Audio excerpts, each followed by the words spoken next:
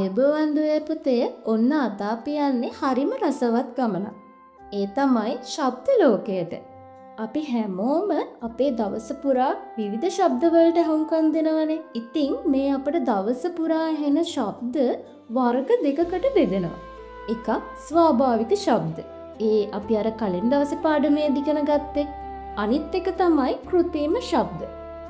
අද අපි හුම්කම් දෙන්නේ කෘත්‍රිම ශබ්ද වලට. මොකක්ද මේ කෘත්‍රිම ශබ්ද කියලා කියන්නේ? විවිධ මිනිස් ක්‍රියාකාරකම් නිසා ඇතිවන ශබ්ද වලට අපි කියනවා කෘත්‍රිම ශබ්ද කියලා. තවත් සරලව කිව්වොත් මිනිස්සු හදපු දේවල් වලින් එන හරි කවුරු හරි හදලා පාවිච්චි කරන දෙයකින් එන ශබ්ද අන්න ඒවට අපි කියනවා කෘත්‍රිම ශබ්ද කියලා. හරි. ඔන්න මං මුලින්ම ඔයාලට පුංචි අභියෝගයක් දෙනවා. මම අද ඔයාලට කෘත්‍රිම ශබ්ද කිහිපයකට සවන් දෙන්න අවස්ථාව දෙනවා. ඔයාලා ඒවට හොඳට කන් දීලා ඒ මොන ශබ්දද කියලා මට කියන්න ඕන. ඔන්න දැන් සවන් දෙන්නකෝ.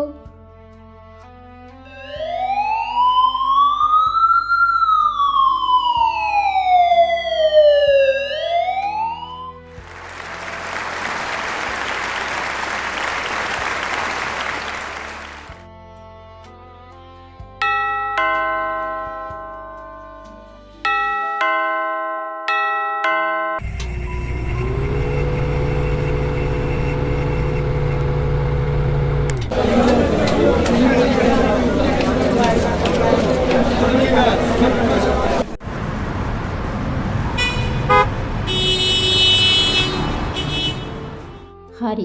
දැන් කියන්නකො බලන්න ඔයාලට ඇහෙන ශබ්ද ටික පිළිවෙලට.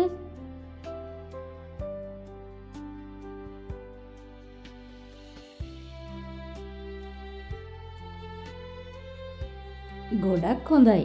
ඔයාලා ගොඩක් අය හරියටම ඒ ශබ්ද හඳුනාගෙන පිළිවෙලට කිව්වා. දැන් ඔයාලා කියන්න බලන්න ඔයාලා ඉස්කෝලේ යනකොට, ගෙදර ඉන්නකොට, කඩේට යනකොට වගේ ඔයාලට ඇහිලා තියෙන ශබ්ද කෘත්‍රිම ශබ්ද මොනවද කියලා?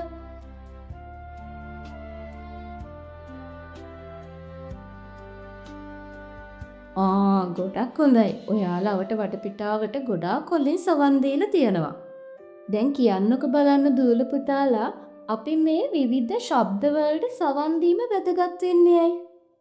එකක් තමයි අපේ වටපිටාව අපට අඳුන ගන්න නම් අපට ඇහෙන ශබ්ද මොනවද කියලා අපට අවබෝධයක් තියෙන්න ඕනේ. ඒ වගේම එදිනෙදා ජීවත් වෙද්දිත් මේ ශබ්ද අපට ගොඩාක් උපකාරී වෙනවා අපේ කටයුතු කරගෙන යන්න. උදාහරණයක් විදියට අපි ඔන්න පාරේ යන ගමන් ඉන්නවා. එතකොට අපට ඇහෙනවා ගිලන් රථයක නාදයක්. ඔන්න කලින් ඒ ශබ්දය අපට ඇහිලා තියෙනවා නම් අපි හඳුනගෙන තියෙනවා නම් ඒ ශබ්දේ මොකක්ද කියලා අපිට මතක් වෙනවා. දැන් මේ පාරෙන් ගිලන් රථයක් එනවා කියලා. එතකොට අපි ඉක්මනට පාරෙන් අයින් වෙනවා. දැක්ක නේද?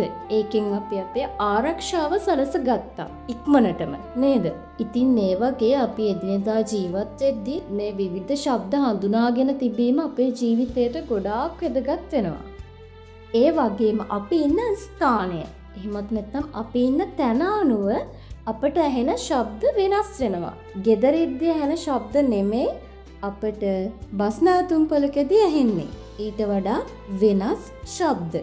ඒ වගේම අපට පාසලකදී ඇහෙන ශබ්ද නෙවෙයි දුම්රිය ස්ථානයකදී ඇහෙන්නේ. ඔන්න උදාහරණයක් විදියට අපි බලමුකෝ අපට ඉස්කෝලේදී ඇහෙන ශබ්ද මොනවද කියලා. අපට ඇහෙන්න පුළුවන් සීනුවේ හඬ, ඩෙස්පුටු අදින සද්දේ නේද? ඩෙස්පුටු එහෙට මෙහෙට කරන සද්දේ, ඒ වගේ පොත්වල පිටු පෙරලන ශබ්දය, පැන්සලක් පෑනක් වැටෙන ශබ්දය, ඔය වගේ ශබ්ද අපට පාසලේදී එහෙම නැත්නම් අපිට ඉස්කෝලේදී ඇහෙන ශබ්ද. එතකොට මේ වගේ ශබ්දමද අපට බස් නැවතුම්පලකදී ඇහෙන්නේ? නෑ නේද? බස් නැවතුම්පලකදී ඇහෙන්නේ මීට වඩා ටිකක් වෙනස් සද්ද.